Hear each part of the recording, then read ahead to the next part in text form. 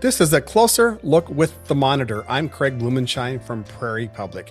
North Dakota continues to explore opportunities in emerging energy technologies, including advanced nuclear power, while also confronting questions about government transparency and public trust. This week on A Closer Look with the Monitor, reporter Jacob Orlich from the North Dakota Monitor joins us to discuss a new report highlighting the Missouri River as the state's best source of water for nuclear energy projects, and a survey showing many North Dakotans have concerns about the ethical conduct of public officials and a recent leadership change we'll talk about at the North Dakota Ethics Commission. Jacob, welcome back to A Closer Look with the Monitor. Thanks for having me on, Craig. It's my pleasure. Jacob, let's begin with your reporting on nuclear energy. Why is water such a critical issue when discussing potential nuclear power development in the state? When you're discussing potential nuclear energy development in North Dakota, water is one of several factors a developer is going to be looking at when deciding where to site a nuclear power plant. And that's because, like any other power plant, water is going to be used extensively. For nuclear power plants in particular, it's used in the cooling process. So different technologies have different requirements. There are ways to reduce the amount of consumptive water use that a nuclear power plant could require, but some of those technologies also require a higher, are more power intensive as well. So there are trade-offs when a developer is making those decisions. So your story says that state regulators believe the Missouri River is the best source of water for future nuclear facilities. What factors led them to that conclusion? The North Dakota legislature has an interim committee called the Advanced Nuclear Energy Committee, and they heard a presentation from the Department of Water Resources Director Reese Haas. One conclusion that he came to and presented to the legislators was that the Missouri River, which is the largest source of surface water in North Dakota, would be the best opportunity for nuclear energy development in the state. The Missouri River is not only the largest source of surface water in the state, but it is also being utilized to a lesser extent than groundwater resources already are. So Haas used the analogy that the Missouri River is like a gallon of water. And currently the water use from it is almost a spoonful of water out of that gallon. So there's still a lot of opportunity for use there from Reese Haas's perspective. So how much water do modern nuclear power plants require? You just used a metaphor there. How does that compare with like other large industrial users such as power plants? You talked about those, or data centers, or even other production facilities? So the short answer is it depends. The longer answer is that this committee is looking specifically at a type of nuclear reactors called small modular reactors, sometimes called SMRs. These are smaller in scale than the traditional nuclear power plants you likely have seen or can imagine right now. And these SMRs rely on a variety of different technologies, some of which use more water than others. The example of water use that was given at the committee meeting this week was Haas compared the water use of a typical nuclear reactor to that of a coal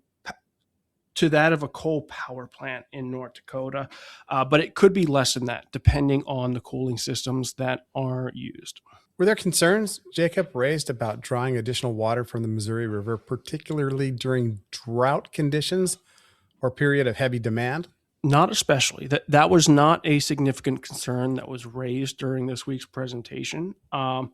One lawmaker did inquire as to how other states may feel about increased use of the Missouri River as a water resource in North Dakota, because you have to remember this water is not exclusive to North Dakota. It begins in Montana, it flows through North Dakota, and then it affects, I believe, it flows through or borders, I believe, 5 other states. From what Reese Haas was saying, his department has had discussions with their equivalents in other neighboring states of North Dakota.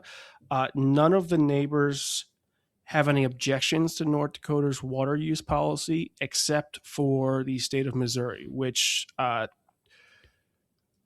which does not agree with North Dakota's water use policy, according to Haas.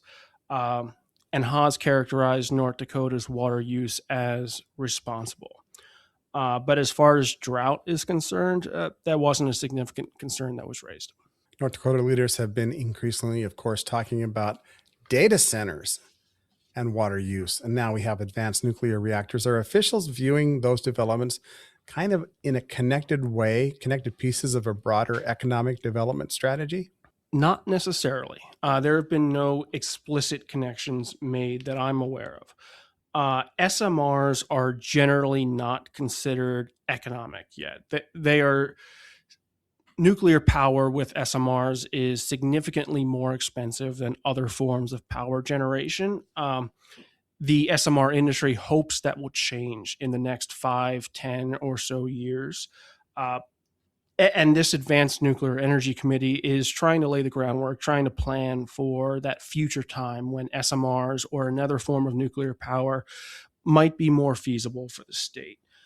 There is one exception to that response, and that is during this week's committee meeting, Representative Dick Anderson from the north central part of North Dakota did note that he wants either nuclear power or a natural gas pipeline to his area in order to support some of these economic development ideas like data centers or other industries. So there is that.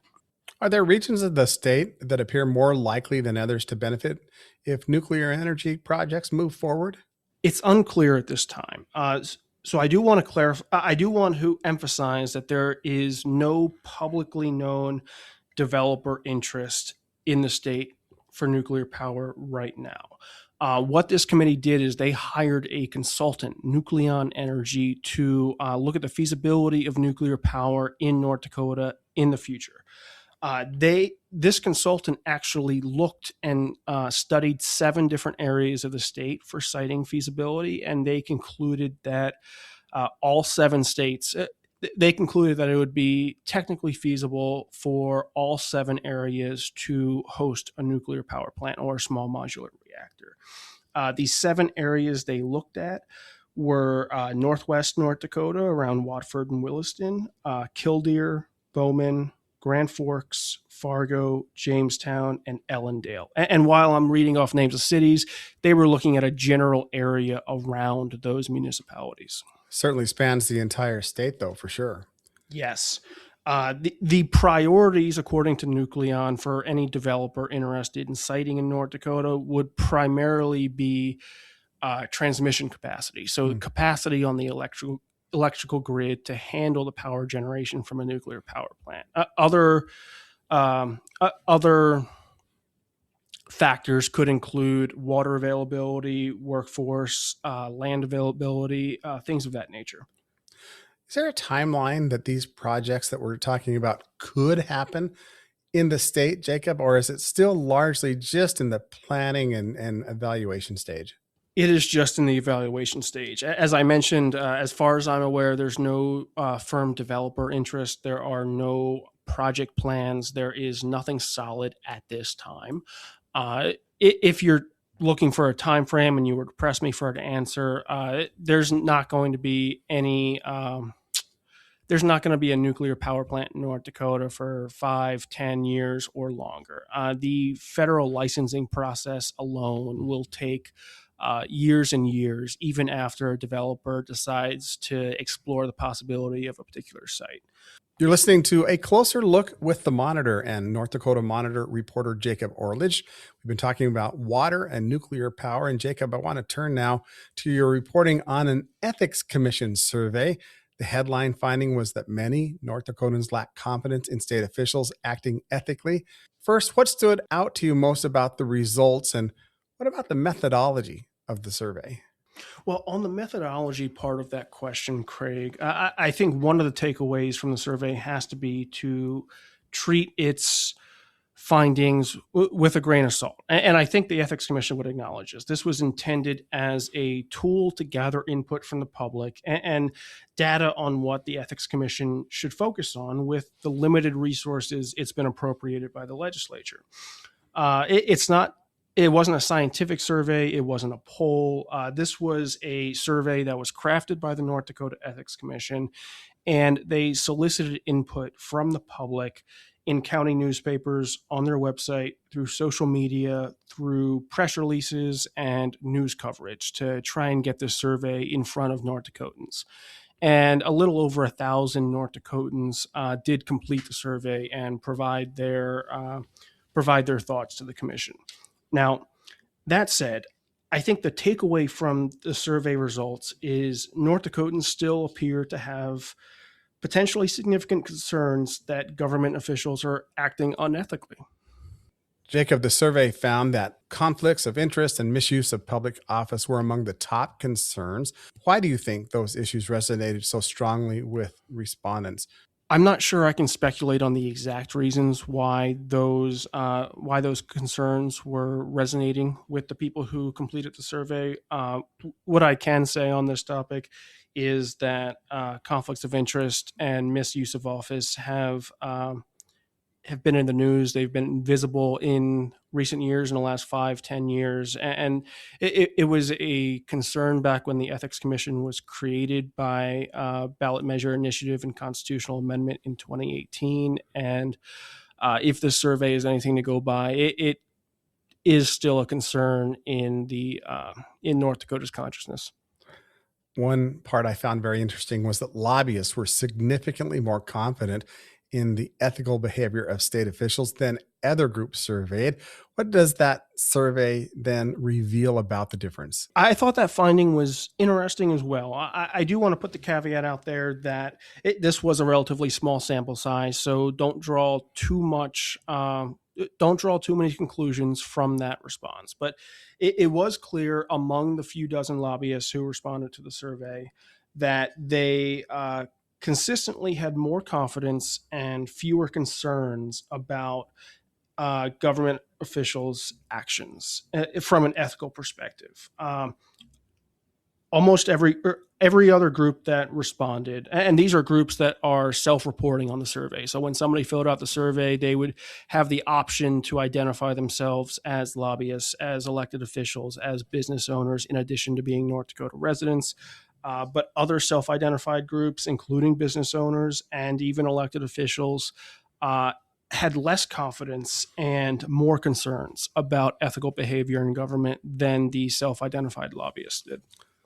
There were also respondents who expressed concern, Jacob, about whether the public understands existing ethics rules.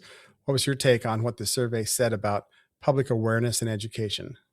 I think there are two takeaways in my mind on that topic. One is that there is still a lack of general awareness of the specifics of what the Ethics Commission does and what the legally enforceable ethics standards that the Ethics Commission can hold officials to account on are.